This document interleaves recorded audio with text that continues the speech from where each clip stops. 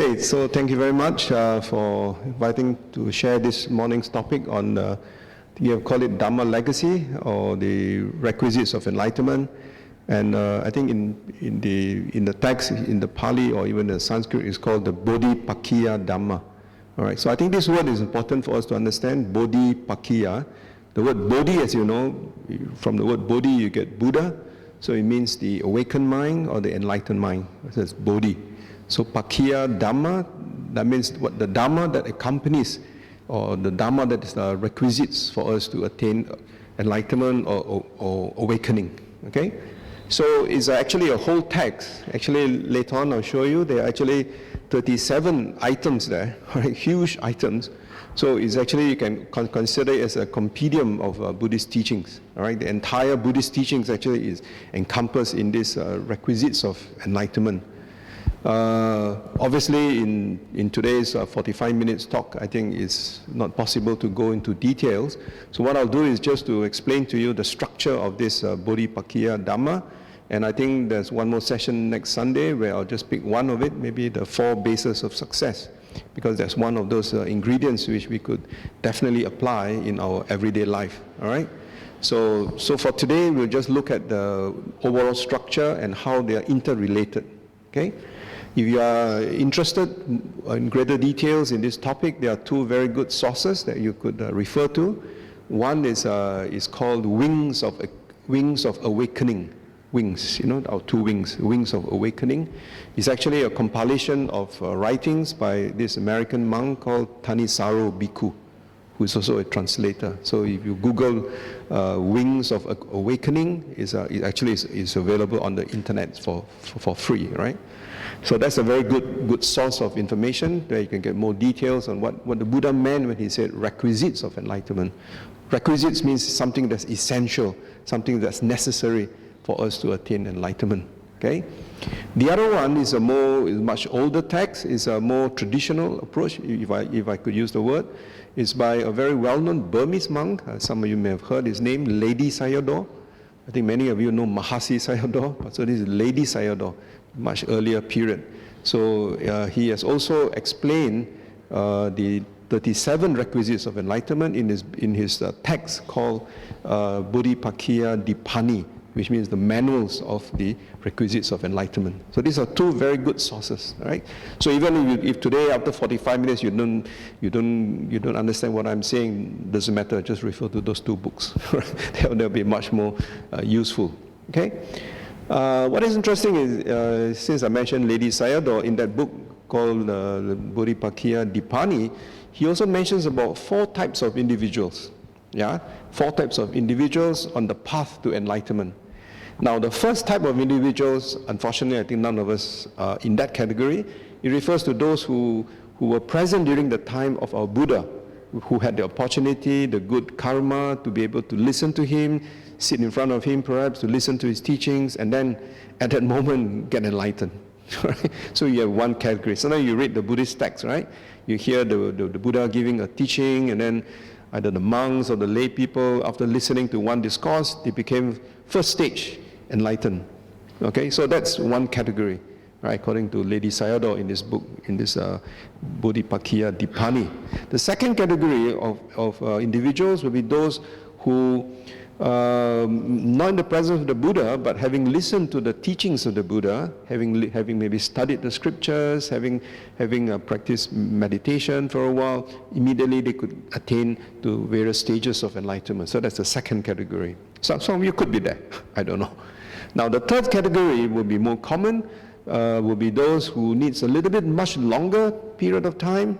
The text says you could even range from 7 days to 60 years, right, or even more. But within this lifetime, one is capable of actually attaining to stages of enlightenment. Now, this word enlightenment, that's of course a topic for another day. We talk about 4 different stages of enlightenment. Now, we're talking about attaining the first stage, which in the text is called a sotapan, right? So even attaining a first stage is considered as being part of the fruition of the practice. So the third category will be those who, after regular study and practice. So in the Buddhist teachings, practice is important, but so is study. Because if you only practice, you don't study, then you actually don't know what you are practicing.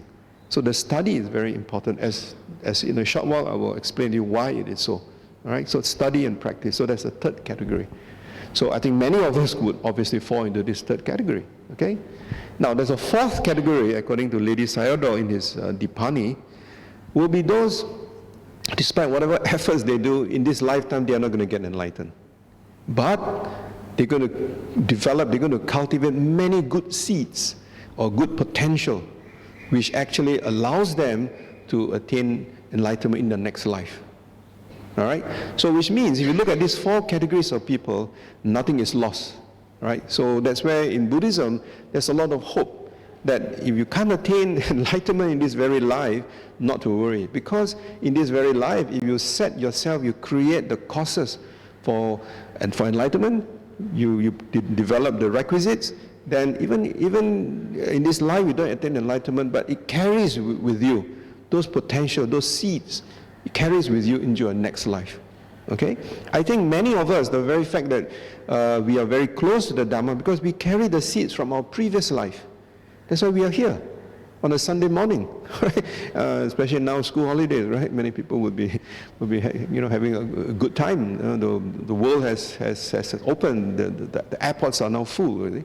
So the fact that many of us are still here, still want to spend some time, maybe 45 minutes once a week, to listen to the Dhamma, which means that you already have those seeds that we bring with us from our previous life. So in this life, we try to cultivate it. All right? So I think this is where the hope, the optimism that we find in the Buddha's teachings. So he said all of us, actually in the Mahayana tradition, in the Tibetan tradition, they even make it even more glaring. They say all of us actually have the Buddha nature. We have the Buddha seed in us. So it's a matter of time. Through our practice, through our understanding, we will be able to attain what the Buddha called enlightenment. Okay? So then the question is, what is enlightenment from the Buddhist perspective? We talk a lot about enlightenment or awakening. Okay? So one simple way of answering that, without going into detail, without going to making references to text, is that in Buddhism, we say that, or put it the other way, why did the Buddha, after attaining enlightenment, spend the next 45 years teaching us?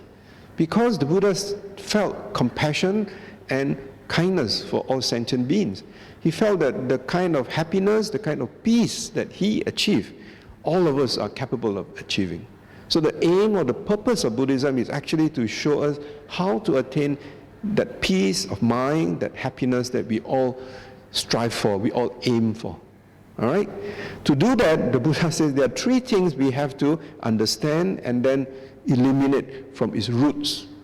Not from the surface, but from the roots. To summarize, these three things are called greed, hatred, and delusion. Greed, hatred, and delusion, or ignorance. So if you destroy or you eradicate, you pull out from its roots these three things, then the Buddha says you have peace of mind, you have happiness, and you will not have suffering. Okay? So the aim of Buddhism, while it says that there is suffering, but it's actually to tell us how do we overcome our suffering.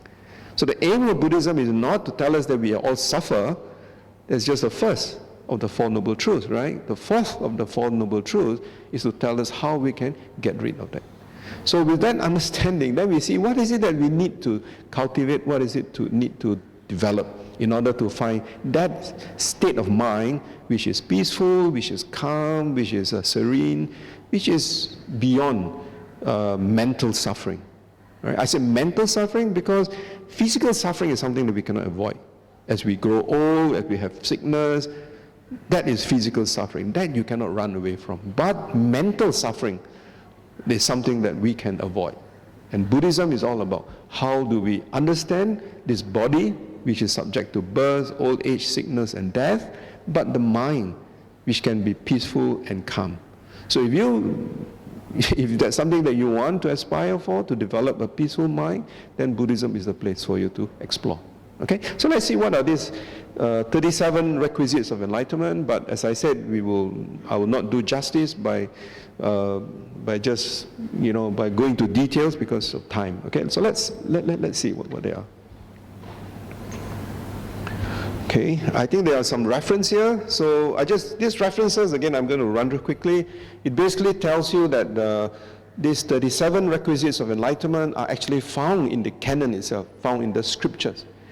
I don't know, maybe some of you here, some of you are very orthodox. You say you only study the suttas, the scriptures. You don't study the commentaries. That's fine, all right? So this is from the scriptures itself, all right? So it says there are things.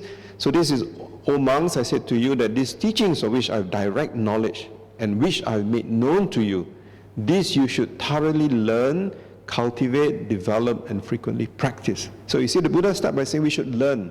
So study is very important. Yeah? So please don't think that it's only the practice. The practice includes studying. Okay? So learn, cultivate, develop, and frequently practice that a life of purity. So what is this? And what monks are these teaching? So there are 4 foundations of mindfulness, 4 right efforts, 4 constituents of psychic powers, 5 faculties, 5 powers, 7 factors of enlightenment, and noble eightfold path. So it's a mouthful, right? It's a whole list, isn't it? You add up all this, there are 37. All right, so don't worry about that, okay? As later you will see out of the 37, you find that a lot of repetition. For example, effort, or right effort, or energy would appear something like 8 times, or 9 times, and then mindfulness would appear like 8 times. Right? So they appear still, they keep on. Right? So these bhikkhus are the teachings of which I have direct knowledge, and which I have made known to you, and we should develop, learn, cultivate, develop, and bring. So this is found in the Mahaparinibbana Sutta. You know the Mahaparinibbana Sutta, that's the last discourse the Buddha gave before he passed away. Right? The Buddha, as you know, he taught for 45 years, right?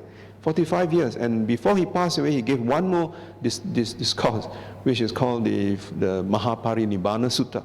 That means the discourse on the final passing away of the Buddha. So in that discourse itself, the Buddha also mentioned the 37 factors of enlightenment. Okay, so it's not something which you find only in the commentaries. You find it also in the suttas itself. Okay. Now, then, how is it as a form of training?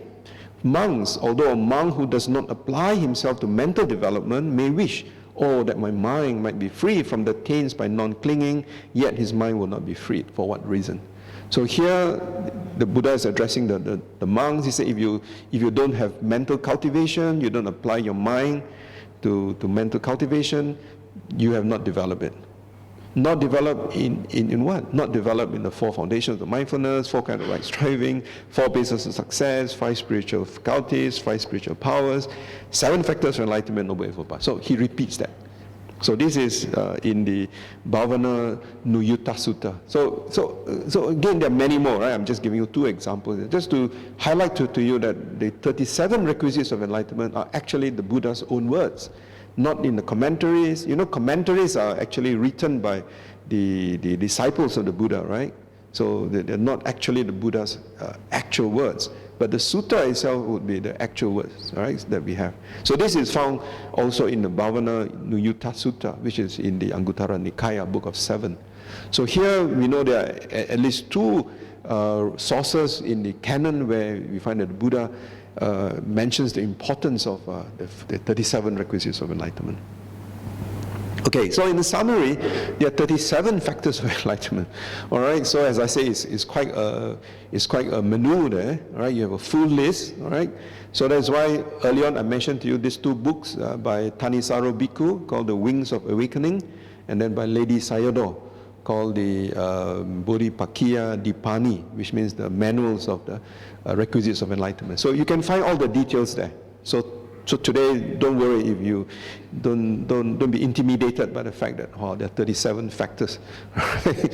And you're already having problems trying to practice 5 precepts. And now you've been told to understand 37 more, right? So don't worry about that. Just as monks, right? I'm sure you met some monks. They got 227 rules, right? But even the 227 rules itself, if you look at it, there are actually a few very core rules, right, which is called the parajikas, isn't it? The 4 or 5 main rules, these are the core of it. Okay? But there are others which are supportive of it. So likewise, 37 factors of enlightenment. I just wanted to understand that there are a lot of repetition, as I will try to explain to you. So first, let's look at the 4 foundations of mindfulness. Now, I think all of you are familiar with this word mindfulness, isn't it? All right? And probably many of you also learned mindfulness meditation. Okay? So basically when we talk about mindfulness, in fact, mindfulness is, you can say that's the core of the Buddha's teachings. All right?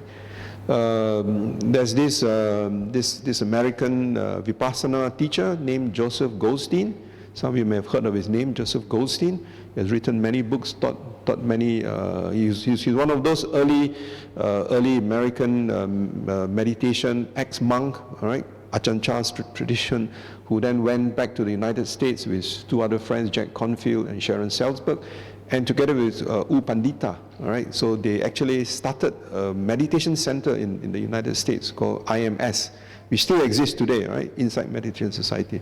Now, Joseph Goldstein said something which is, I think, encapsulates the entire Buddhist teachings. He said in the study and practice of Buddhism, there are three things, essentially three things. One is the method, and the method is mindfulness. The second one is the expression, and the expression is compassion. And thirdly, the essence of it is wisdom. Right? So in his book, if you are interested, it's called One Dhamma, One Dharma. One Dharma as in whether you are Theravada, you're a Mahayana, you're a Tibetan, you cannot run away from the fact that the method in our practice is always mindfulness. The expression is always compassion. And the essence, the intrinsic essence of our practice is eventually to realize wisdom. So mindfulness, compassion, and wisdom. So you can't run away from these three. So that is why in the 37 requisites of enlightenment, you find that mindfulness appears 8 times. Right? You can, after you go back home, you can count how many times it appears. So what is mindfulness? Now, I do not have time to go into, for example, now, to understand mindfulness, there's a very important sutta. I think you know the Satipatthana Sutta, right? I'm sure you have heard of that. If you start your meditation, that's obviously the most important sutta, maybe accompanied by the Anapanasati Sutta. All right, so 2 very important suttas. But today, my intention is not to go through with you these 2 suttas, but basically to highlight that if you look at mindfulness itself, the word is sati, right? S-A-T-I, sati. Mindfulness in its simplest sense has got 2 fundamental meanings. One is memory, remembering.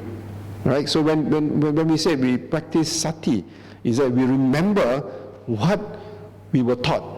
So that's sati. And what is it that we remember? We remember what is wholesome, we remember what is unwholesome. We remember what is skillful, we remember what is unskillful. And because you remember what is skillful and unskillful, and with right understanding, with right views, you avoid the unskillful, you avoid the unwholesome.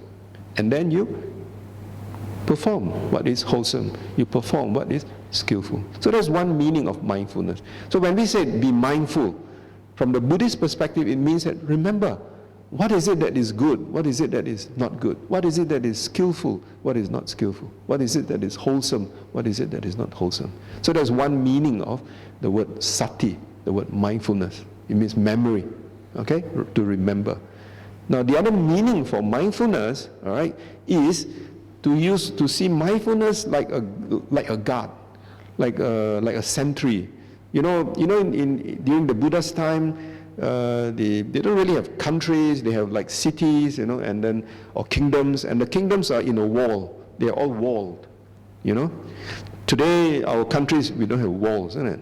We have walls, we only have borders, right? Of course, Donald Trump tried to build a wall between Mexico and the United States, but I think that didn't take off, right? So basically, we don't have walls, our cities, right? But during the Buddha's time, the cities are all walled. They are all walled, right? So the purpose of the watchman or the sentry is to prevent whoever is not welcome from entering the city. Like you watch the Marvel comics Thor, there's always a man who's at the gut there. So he guards. So only those that are acceptable can enter.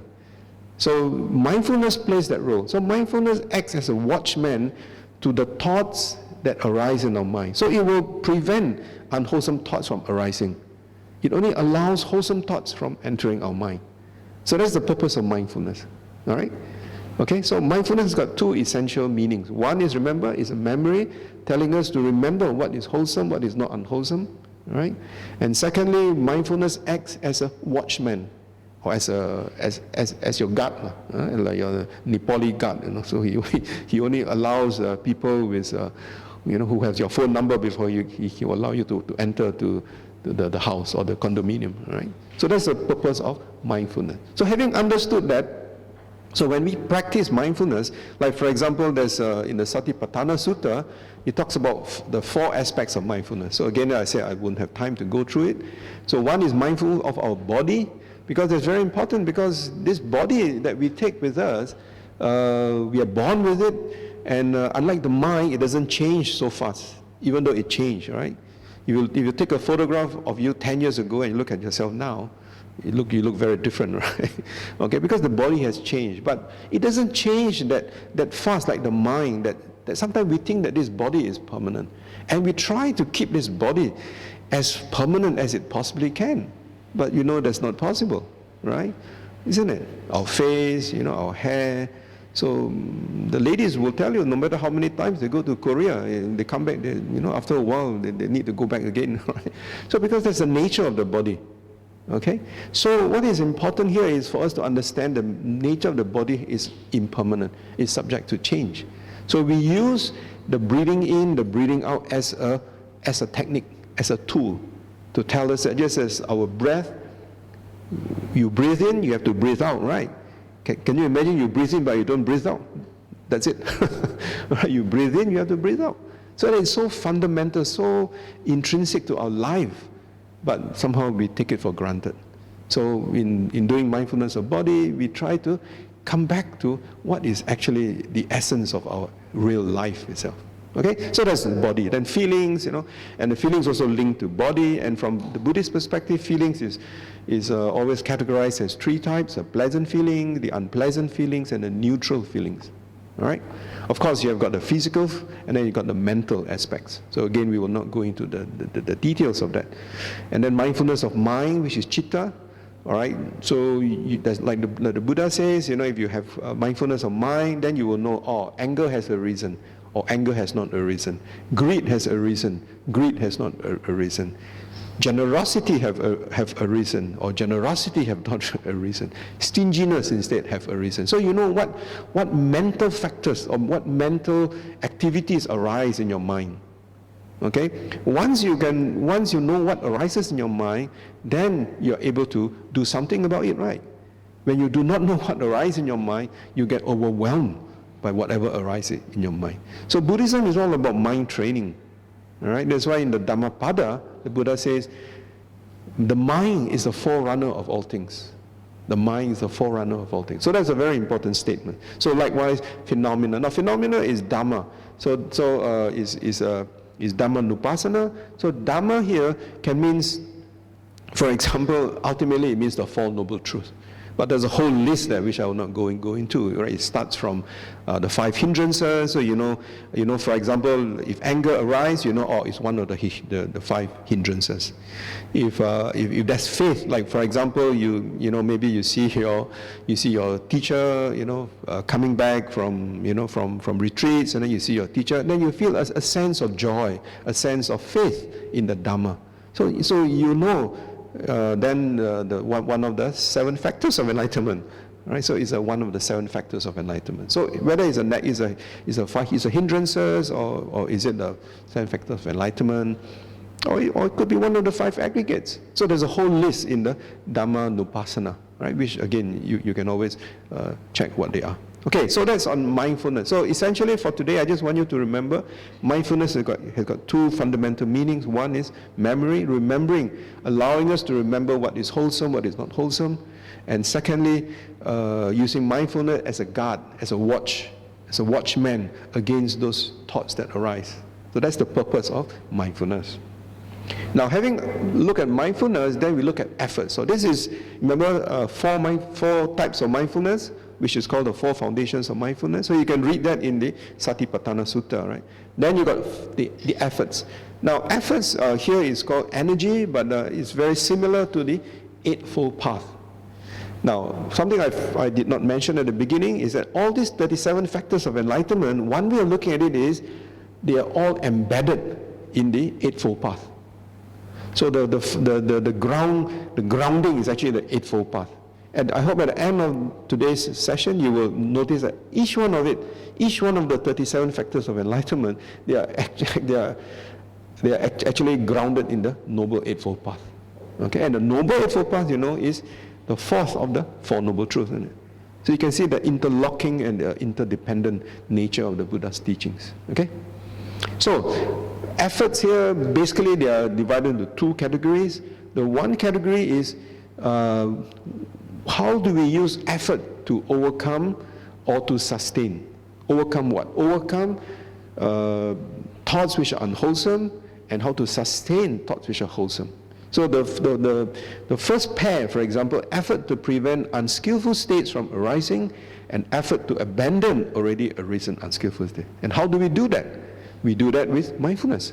Remember the first part that I talked to you about the mindfulness as a watchman?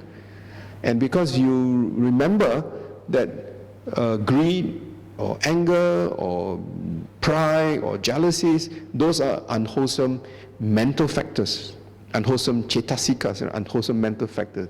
So you want to prevent those states from arising, correct? What happens if those states did arise? Then you try to abandon them. You substitute them. Now there's another discourse which the Buddha gave, right? It's called How to Remove Distracting Thoughts. Vitakka Santana Sutta. I think I spoke to you many months ago. So the name of that discourse is called Vitakka Santana Sutta. So in that discourse, the Buddha talks about how do you abandon already arisen unskillful thoughts. So the whole Buddha's teachings is all about methods and techniques.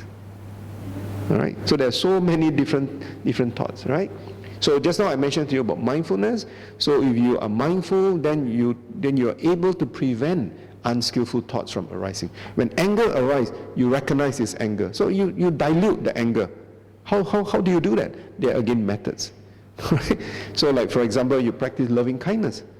Isn't it? You practice Brahma Viharas, the meditation of mindfulness. So if you are a regular practitioner of loving kindness, then when anger arises, you can dilute that anger with loving kindness. So again, that's another technique.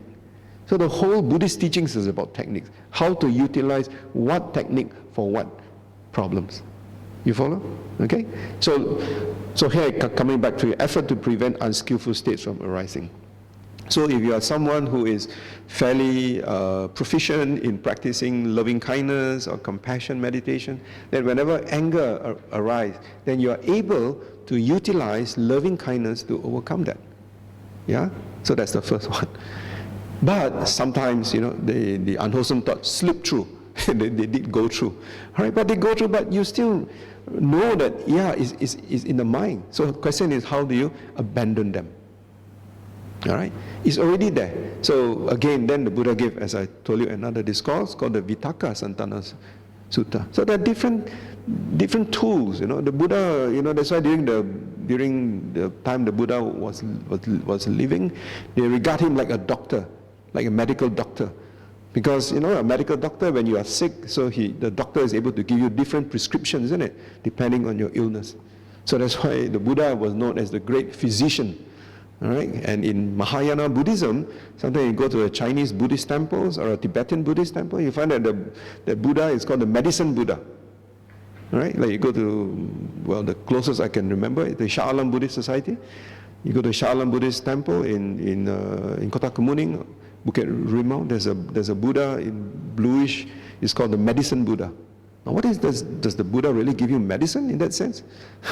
So the medicine Buddha here is referring to curing our mental sicknesses. So we have to understand some of this thing.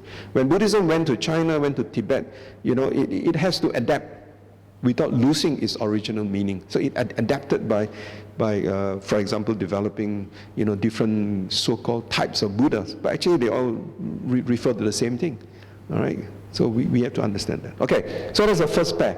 So you try to prevent unskillful states from arising, and if it's already arisen, you overcome them. So that's the first pair. Now the second pair is effort for the arising of skillful states. So likewise, we also want to cultivate wholesome deeds, isn't it? We want to have our mind filled with, for example, faith, with generosity, with kindness, with compassion. So these are qualities which the Buddha says we should cultivate. And if you are mindful, then you say, those are qualities I want to develop. Then you remember. So mindfulness, the role is, as I said, for you to remember. You remember, okay, that this is what the Buddha said. So you try to practice that. Now, once you have cultivated compassion, you have practiced loving kindness, what do? You try to maintain it. You try to sustain it. You try to make sure that your mind is filled with always good thoughts. All right? Like in, is it either Fo Gong Shan or Shi Chi? They said, we always think good thoughts, say good words, and do good deeds. Remember that expression? You always think good thoughts, and you say good words, and you do good deeds. So you always do this. What happens? If every morning you wake up, you think, what a terrible day today. I'm going to see my boss again. I wish my boss is not in the office. So you wake up with a very negative thought. Your whole day is not going to be very pleasant, right? But if you wake up and you say, today let me think good thoughts, let me say good words, and let me do good deeds. All right? His Holiness the Dalai Lama, he always tells us whenever he gives teachings that when he wakes up, he tries to have thoughts of loving kindness, compassion, and see who he can help for that day. Not physically help, but maybe some words of advice. So you always think your mind in a positive way. What happens is you do that long enough, it becomes second nature. It becomes habitual. Right? In the Pali tradition, we call it anusayas. That means you cultivate potentials, positive potentials. And these anusayas, these potentials, will stay with you until you pass away this very life. Remember at the beginning of the talk, I mentioned to you, Lady Sayadaw mentioned 4 types of individuals. So maybe some of us fall into the 4th category. We're not going to get enlightened in this very life. But that doesn't matter. Because in this very life itself, we have already cultivated all those positive thoughts. We have already developed all those positive habits, all those potentials. When we die, those thoughts, those potentials just continues with us. So it's not lost. All right? So even if in this life you don't attain enlightenment, it doesn't matter. Because as long as you create the right conditions, create the factors of enlightenment, that's why these are called requisites of enlightenment. So they are good for us not only in this very life, but for our future lives. And I'm very sure many of us here, we would have cultivated many of these requisites. That's why we are here today, this very morning itself. All right, so it's just for us to continue with that. So this is effort. Now, how is this linked to mindfulness? So mindfulness, so for you to have efforts, you must have mindfulness. In fact, for you to have mindfulness, you must have efforts. Okay? If you read the Satipatthana Sutta, which I think many of you know, right? Satipatthana Sutta, the Buddha says, sati by itself, tak cukup lah, not enough. If you only have sati, you only have mindfulness, it's good, but not good enough. You need 2 other things. Do you know what are those things? Effort and sampajana. So of course, effort in the Satipatthana Sutta, I think they use another word, it's called atapi. Yeah, atapi, isn't it? Which means effort, the strength. So mindfulness must be based on effort and based on right views. That's why in the 7th of the Eightfold Path, you have got right mindfulness, correct? There are many types of mindfulness. You can be very mindful how to shoot an enemy, how to kill an enemy, isn't it?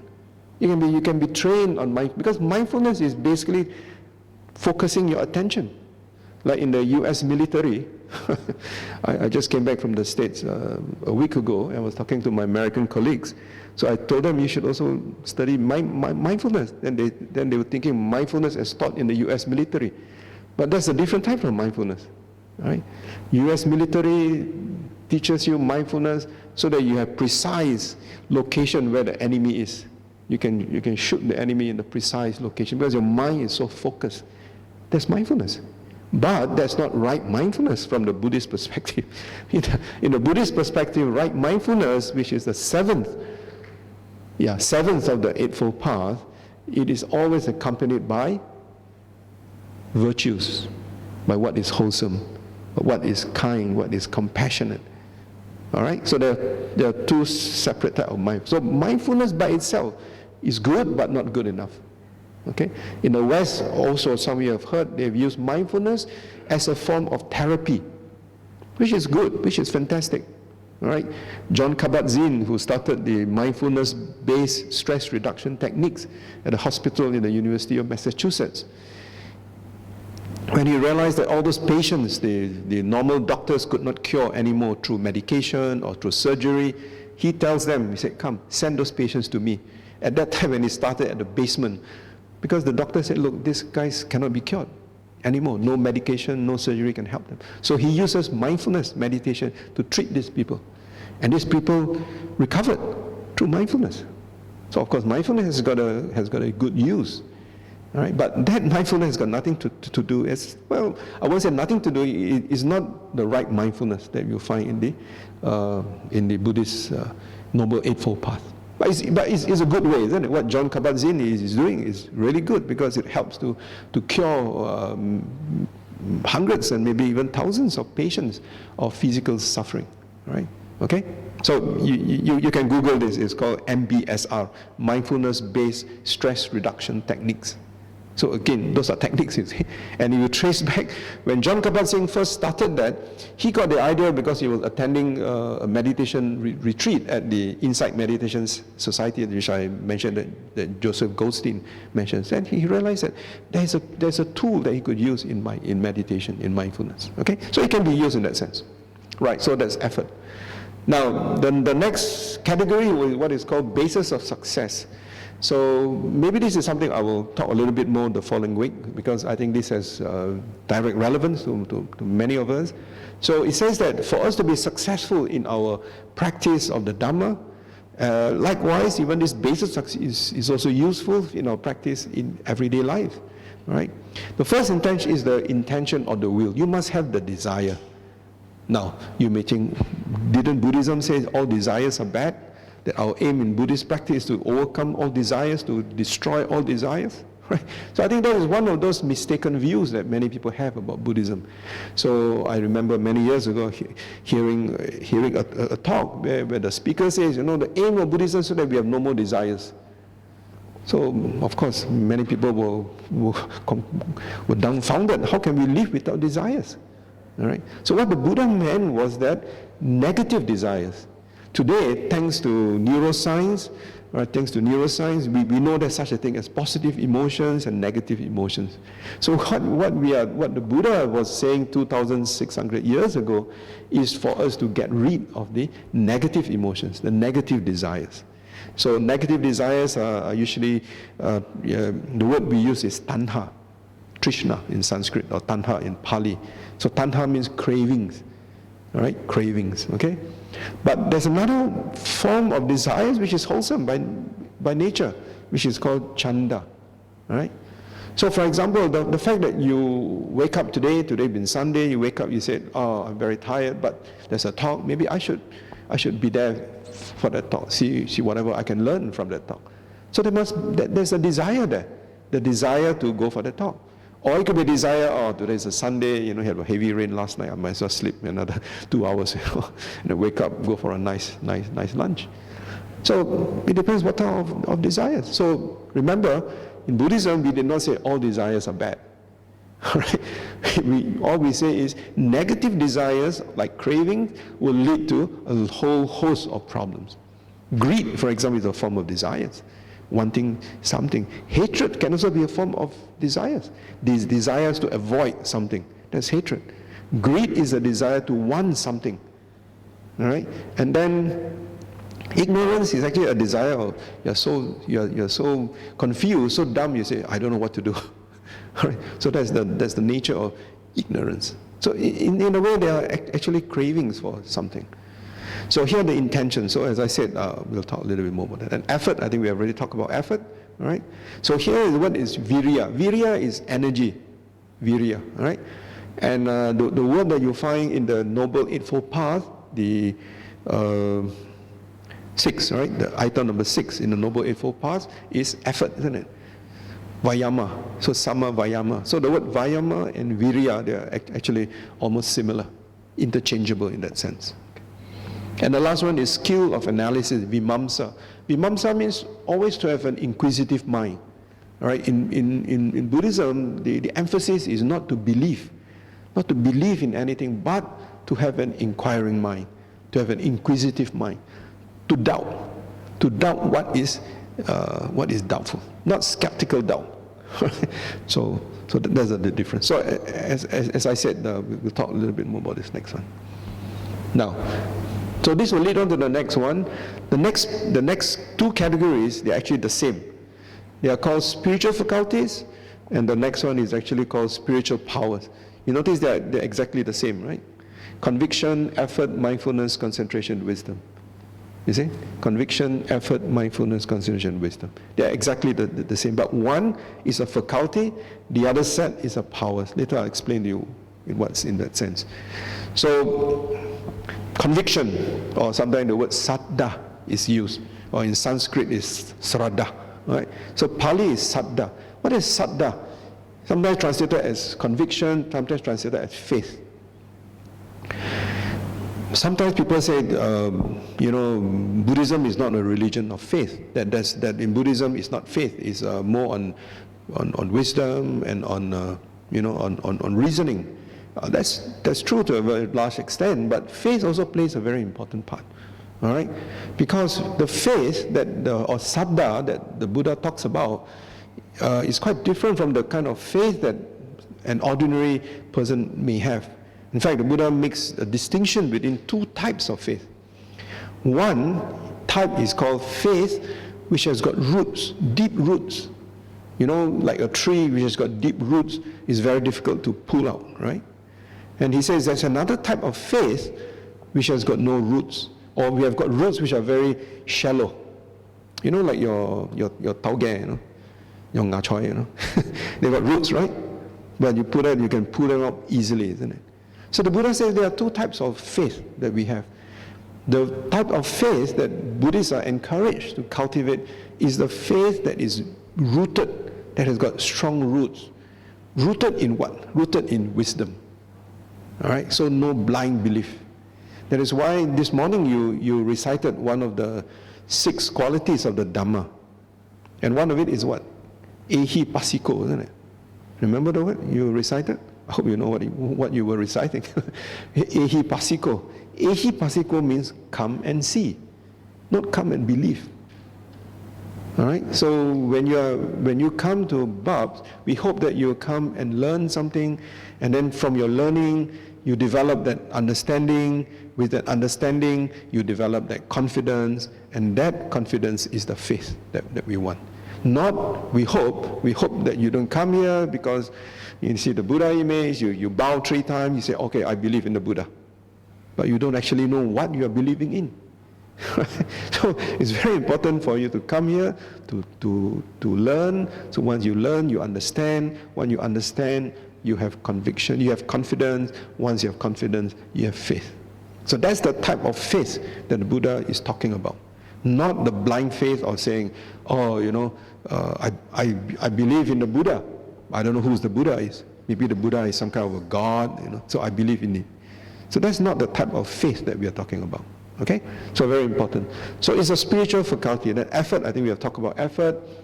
You've talked about mindfulness, okay? Concentration. Now, you notice in the Eightfold Path, Noble Eightfold Path, where is mindfulness and concentration? Mindfulness is number 7 and concentration is number 8. Okay? Once during one of the teachings, someone asked this Thai monk, Ajahn Suchat, I think some of you may also have listened to his talks or teachings, Ajahn Suchat. He speaks fairly good English, and the disciple was asking him, what's the difference between mindfulness and concentration? He said, mindfulness is the cause, concentration is the result. If you have right mindfulness, you have right concentration. You have wrong mindfulness, you have wrong concentration. Is it possible to have wrong concentration? Yeah, you can have wrong concentration. As I said, you can have wrong mindfulness too. You can be very focused, but that mindfulness is not the right mindfulness as taught in the Noble Eightfold Path. Likewise, concentration. Your mind can be very concentrated. You're very focused, very concentrated in, for example, creating an atomic bomb, right? Or creating the latest weapons of mass destruction. I think that requires a lot of deep concentration, isn't it? Right? In the mind, okay? So it is possible. So that is why I think there's a very simple explanation. What is the difference between mindfulness and concentration? Mindfulness is the cause, concentration is the result. If you have right mindfulness, you cultivate right mindfulness, the result is you develop right concentration. Okay? Of course, in the text, mindfulness, of course, refers to the four foundations of mindfulness, and then concentration refers to the jhanas, right? The four jhanas. Okay, so we will not elaborate too much on that. And then wisdom. Wisdom, as you can see, is panya or prajna, wisdom. So in the spiritual faculties, there are 5. It starts with conviction of faith, and then it ends with wisdom. Nagarjuna, one of the great Mahayana thinkers, he says, it's by faith that we enter the Dharma. It's through wisdom that we exit. So faith and wisdom are important. And in the explanation of the 5 spiritual faculties, you find there are 5 there, and you see what is in the center. Center is mindfulness. So mindfulness in this case also acts like a moderating influence. It's like a horse. There are 5 horses. The middle horse acts as a balance. In the teachings, it says that faith, so mindfulness will balance faith and wisdom, and effort and concentration. If you have too much faith, too little wisdom, right? There's one extreme. Then you likewise, you have too much. You try to cultivate the wisdom part, but you lose out on the faith part. So you're not balanced. All right. So remember, the wings of awakening, wisdom and compassion. So the faith and the wisdom, they are very important. So mindfulness acts as a balance. Likewise for effort and concentration.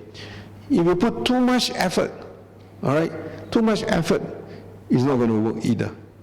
You remember the story of, the famous story of Ananda.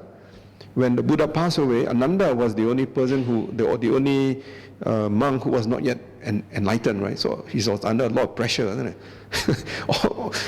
What the story says, how many? 419, there are supposed to be seats for 500 monks, 500 arahants. So there are 499, one more seat for Ananda. So you can imagine how much pressure for poor Ananda. At the time he wasn't a fully enlightened being yet. No, he wasn't an arahant. So the pressure was obviously on him to fill up that 500 seat, right? Because there are 499 arahants there, and so he tried very hard. Right? He tried very hard, but the more he tried, the more he cannot. So then he said, okay, I think that's it. Then as he was about to lie down, he was about to relax. Then he became an arahant. You know the story? Right? So which means the story tells you that sometimes you need to relax. Don't overdo it. And the Buddha's own story. Remember the story of the lute. Before he became enlightened, remember he was practicing austerities, all right? And then he started taking some food.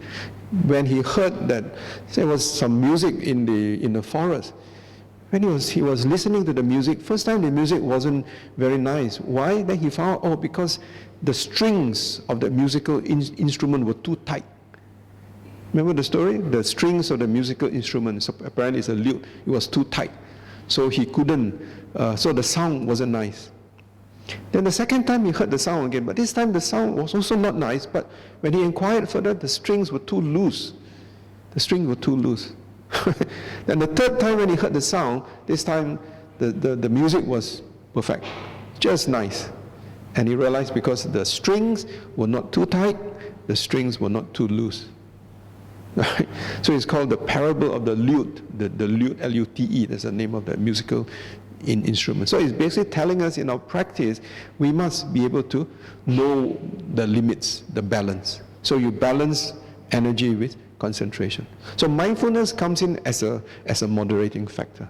So if you develop these faculties well, then these faculties becomes powers, becomes bala, so becomes power. So faith then becomes not just a faculty, but it becomes a power in itself. Energy becomes a power in itself. Mindfulness becomes a very powerful tool, and likewise samadhi and panya. Okay? So here in the Saketa Sutta, so I just give you this quote here so that you can understand why they are the same and yet they are put different categories. So in the Saketa Sutta, the Buddha declares that the 5 faculties and the 5 powers, and vice versa. Right? He uses the metaphor of a stream passing by a midstream island. The island creates 2 streams, the faculties and the powers, but the streams can also be seen as one and the same. When you're in the river, it's the same. Okay? So the commentaries, that means the Pali commentaries, remark that these 5 qualities of faculties, when used to control their spheres of influence, and they become powers when they are unshakable, when they are already controlled. Right? So that's the explanation here. Right? You can read more if you want in the Saketa Sutta. The details are all been explained there. Okay, so the second last one, the 7 awakening factors.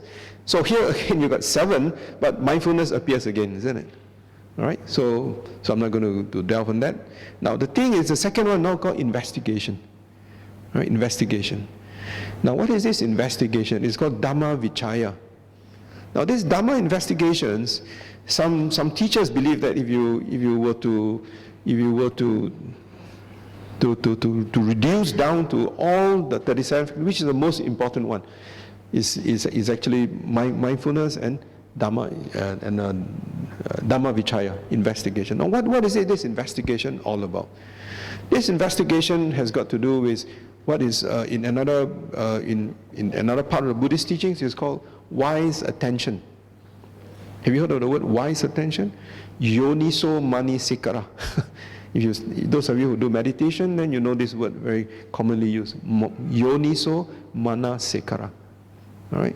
Yoniso manasikara simply means wise attention. That means our attention is focused on what is right. And what is this yoniso manasikara on? It's essentially the 4 noble truths.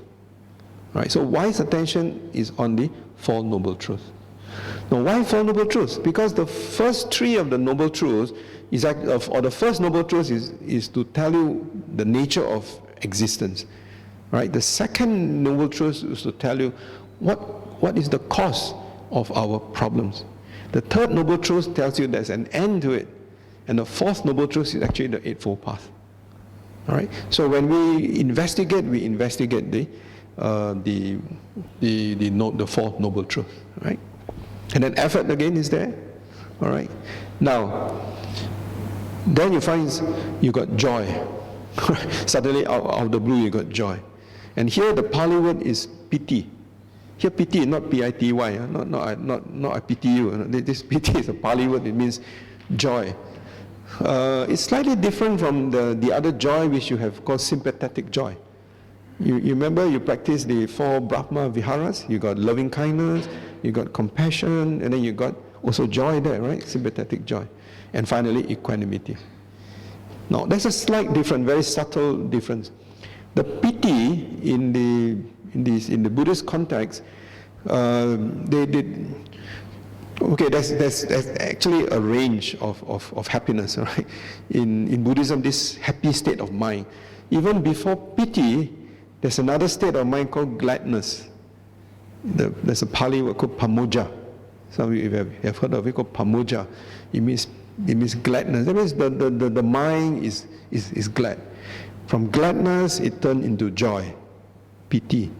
From piti, when you are joyful, you have a peace of mind. And then this is called pasadi. Pasadi. And then after pasadi, only you have sukha. You have heard of the word sukha, right? Even the Malay word sukha, sukha hati, happiness. So sukha is a much higher level than piti from the Buddhist perspective.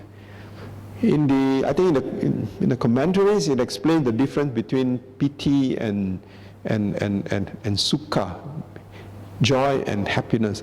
It's like, for example, you are in the desert, all right? You're lost in the desert. So you're lost in the desert, you're very thirsty, you have a lot of suffering, and then you try to find water, isn't it? Because that's the most important thing. When you are thirsty, when you're stuck in the desert, you imagine that. So you keep on moving, you try to walk in search of water, and then you saw somewhere far away, you saw an oasis. You know an oasis? You know what's an oasis, right? Like Oasis Damansara, oasis. You know what's an oasis? So the moment you see an oasis, joy arises. Then you walk nearer, you see the oasis, there's some water there. Then you drink the water. So drinking that water quench your thirst. So that's happiness. So in the commentaries, in the text, it explains there's a slight difference. So before you get that happiness, you have that feeling of joy. All right? Maybe before that you have that feeling of pamoja, the feeling of gladness, then feeling. So then you have peace of mind. Then you feel peaceful. Okay? So they are actually, they work in sequence. So mindfulness is common throughout all these 7 factors of enlightenment. So it is common.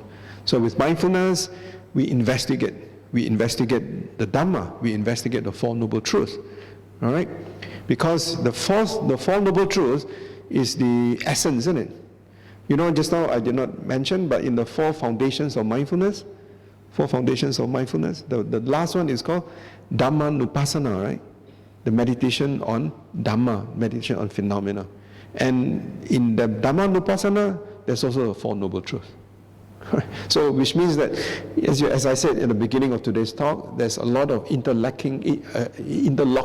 They are interdependent, right? So they're all interrelated. Okay, so mindfulness is a common denominator. With mindfulness, you investigate, you study the Four Noble Truths, and then, of course, you need to do that with effort. If you do that, then the result is you got joy, tranquility, concentration, and finally you have equanimity. There should be one more arrow there. Equanimity. So equanimity is like the final state, right? Even in the text, I think it's the highest of the 4 jhanas, right? The 4th, the rupa jhana. So that's equanimity. Okay. Equanimity does not mean indifference. Equanimity means you are impartial. Like, for example, it is said that all of us we are affected by the 8 worldly winds: gain and loss, pride and ill pride, fame and ill fame, happiness and sadness. So the 4 pairs, right? So equanimity is when you are able to transcend the 4 pairs. Okay. So again, there are techniques on how this has been done. So these are called the 7 awakening factors. They are also called the Bojjhangas in Pali. And some of you may have heard that there's a Bojjhanga Parita, isn't it? So when people are sick, so sometimes they go to the temple, they will chant the Bojjhanga Parita. Okay? So that's the link there. Okay, the last one is the path factors, which is the Eightfold Path. So I'm not going to go into details of this. As you can see, it starts with right understanding, right intention, right speech, right action, right livelihood, right effort, right mindfulness, right concentration. And you can actually interlock each one of the other factors that we have talked about into the Eightfold Path. You can find each one of them into each one of it. Okay. Of course, mindfulness, as I said, is the 7th of it. Effort, which appears 9 times, as I said. Mindfulness, which appears 8 times. So as you can see, they are very important. And concentration, all right. Okay, so that is just a snapshot of the 37 factors of life. So there's a lot of stuff there, a lot of things for us to digest, all right? So as I said, if you cannot remember everything, just remember that in our practice, in our study, in our practice, mindfulness is the methodology that we need to use. So in our everyday life, we need to cultivate some form of mindfulness, to pay attention, and to remember what has been taught to us, what is skillful, what is not skillful. So that's the essence of mindfulness. So that's the key. And expression of compassion in our lives, the practice of the Brahma Viharas, for example, expression of compassion, loving kindness, compassion, and then to understand that all this leads eventually to wisdom.